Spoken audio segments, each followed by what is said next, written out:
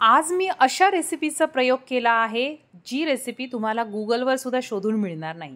एकदम नवीन आणि अचानक सुचलेली रेसिपी आहे आणि ट्राय केली आणि रिझल्ट पाहून मी तर खूप खुश झालेली आहे।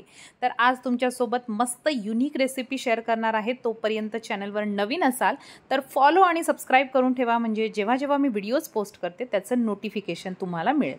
तर काही ड्रॅगन फ्रूट मी घेऊन आले होते बाजारात आणि सध्या मस्त सीझनमध्ये आहेत आणि या ड्रॅगन फ्रूट पासून काहीतरी बनवावं असं खूप दिवसांपासून मी विचार करते आहे।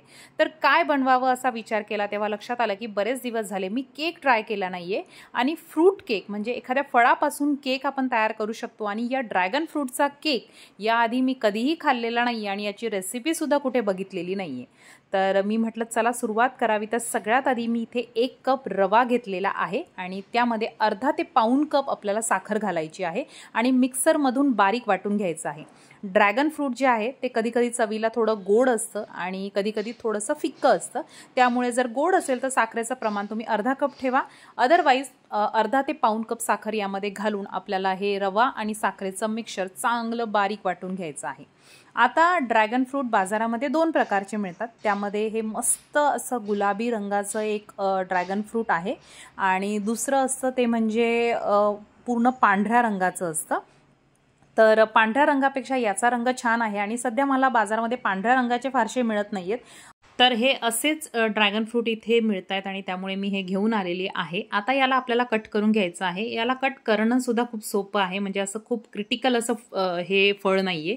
तर तुम्ही त्याचे 4 भाग केल्यानंतर अशा प्रकारे साल एकदम सोप्या पद्धतीने निघून येते आणि आता आपण याला मिक्सरमध्ये घालणार आहोत। साधारणतः हे जे ड्रॅगन फ्रूट आहे ते पाव किलोचं असणार आहे, कारण 1 किलोमध्ये साधारणतः 3 ते 4 ड्रॅगन फ्रूट बसतात। तर पाव किलो पर्यंतचं हे ड्रॅगन फ्रूट आहे, याची साल आपण काढून टाकलेली आहे आणि आता याला मी बारीक असं कट करून मिक्सरमध्ये छान आपल्याला वाटून घ्यायचं आहे आणि याची एक प्युरी तयार करायची आहे। आता यामध्ये मी अर्धा कप दूध घालणार आहे।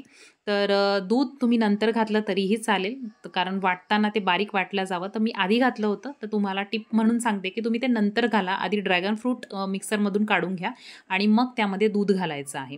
तर ड्रॅगन फ्रूटमध्ये सुद्धा पाण्याचं प्रमाण बऱ्यापैकी असतं आणि त्यामुळे दूध तुम्ही थोडं थोडं घातलं तरीही चालेल किंवा एकदम शेवटी घातलं तरीही चालेल। आता रवा आणि साखर जे आपण वाटून ठेवलेलं होतं त्यामध्ये मी हे ड्रॅगन फ्रूटचं मिक्सचर टाकून मिक्स केलेलं आहे आणि आता रवा आपल्याला थोडा वेळ भिजत घालायचा आहे या ड्रॅगन फ्रूटच्या ज्यूसमध्ये। तर याला मी 15 ते 20 मिनिटं बाजूला ठेवणार आहे, ज्यामुळे रवा छान फुलून येईल आणि 15 ते 20 मिनिटांनंतर आता यामध्ये मी अर्धा कप गव्हाचं पीठ घालणार आहे। हे चांगलं चाळून घ्यायचं आहे, कारण रव्याला नुसता जर रवा आपण वापरला तर त्याला फारशी बाइंडिंग राहत नाही आणि त्यामुळे मी इथे गव्हाच्या पिठाचा वापर केलेला आहे। तुम्हाला इथे मैदा घालायचा तर तुम्ही मैद्याचा पण वापर करू शकता, साधारणतः अर्धा कप मैदा वापरायचा आहे। आता गव्हाचं पीठ वापरताना एक गोष्ट लक्षात घ्या की बऱ्याच वेळा ड्रॅगन फ्रूट लहान मोठं असेल, त्यामुळे त्यामध्ये पाण्याचं जे प्रमाण आहे ते कमी जास्त होऊ शकतं, त्यामुळे गव्हाचं पीठ सुद्धा टाकताना थोडं थोडं घाला आणि पीठ जास्त घट्ट होणार नाही याची काळजी घ्या। आता यामध्ये मी 3 टेबलस्पून घातलेला आहे बटर।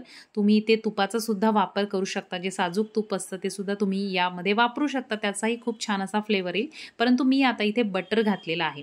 आणि ड्रॅगन फ्रूट हे जे फळ आहे ते थोडंसं स्टिकी फळ असतं, तुम्ही बघितलं असेल किंवा खाल्लं असेल तर तुम्हाला माहिती असेल। आणि ड्रॅगन फ्रूटमध्ये जे बी असतं ते सब्जासारखं असतं। सब्जा जर तुम्ही खाल्ला असेल कधी तर तुम्हाला ते लक्षात येईल। तर आता इथे मी यामध्ये अर्धा टीस्पून बेकिंग पावडर आणि 1/4 टीस्पून बेकिंग सोडा घातलेला आहे। इथे मी टीस्पून सांगण्याचा माझा उद्देश असा असतो की तुम्हाला प्रमाण व्यवस्थित कळावं, नाहीतर आपला बऱ्याच जण कमेंट करतात की मराठी रेसिपी आहे टीस्पून टेबलस्पून वगैरे काय, परंतु एक परफेक्ट अंदाज यावा म्हणून मी तुम्हाला हे सांगत असते।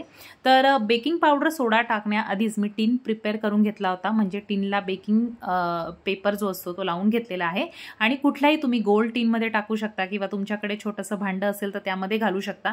आणि आज हा केक आपण कुकरमध्ये किंवा कढईमध्ये कसा करायचा ते दाखवणार आहे मी तुम्हाला। तर इथे मी कढई घेतलेली आहे, त्यामध्ये अशा प्रकारे एक मोठी उंच वाटी ठेवायची आहे आणि आपला टिन यामध्ये ठेवायचा आहे आणि याला एखाद्या उंच, आता हे उंच झाल्यामुळे यावर पुन्हा मी एक कढई अशी झाकण ठेवणार आहे, ज्यामुळे आपला मस्त असा ओव्हन तयार होतो. तर कुकरमध्येही तुम्ही शिट्टी आणि साईडची रिंग काढून अशाच प्रकारे बेक करू शकता. खाली मीठ टाकण्याची गरज नाही आहे. तर साधारणतः 45 मिनिटांनी हा केक बेक झाला आणि मला अपेक्षाच नव्हती की हा केक अशा पद्धतीने बेक होईल, कारण याचं बॅटर जे होतं ते थोडंसं स्टिकी होतं आणि मला वाटलं नव्हतं तो एवढा छान फुलेल.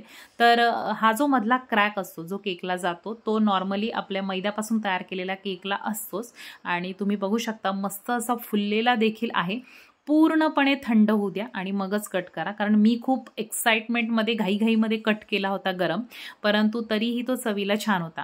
गोडाचं प्रमाण थोडंसं एकदा बॅटर पूर्ण आपल्याला फायनल टीनमध्ये टाकताना आधी चेक करून घ्या की एवढा गोड व्यवस्थित आहे का, कारण ते ड्रॅगन फ्रूटवर डिपेंड करतं की किती गोड हवं. आणि यामध्ये बघा आपण कुठलाही कलर घातलेला नाही आहे, इसेन्स घातलेला नाही आहे. आतमधला कलर थोडा बेकिंग पावडर सोडाच्या रिॲक्शनमुळे चेंज होतो, परंतु हा पूर्णपणे नॅचरल कलर आहे याचा. तर जर तुम्हाला ड्रॅगन फ्रूट आवडत असेल तर हा रव्यापासून तयार केलेला ड्रॅगन फ्रूटचा केक नक्की एकदा ट्राय करून बघा आणि तुम्ही ट्राय केल्यानंतर तुमचा केकचा फोटो मला कमेंट सेक्शनमध्ये टाकायला विसरू नका. तर चला भेटूयात अशा छान छान रेसिपीसोबत. तोपर्यंत चॅनलवर नवीन असाल तर लाईक करा, व्हिडिओ शेअर करत राहा आणि फॉलो केल्याशिवाय मात्र जाऊ नका. Bye bye.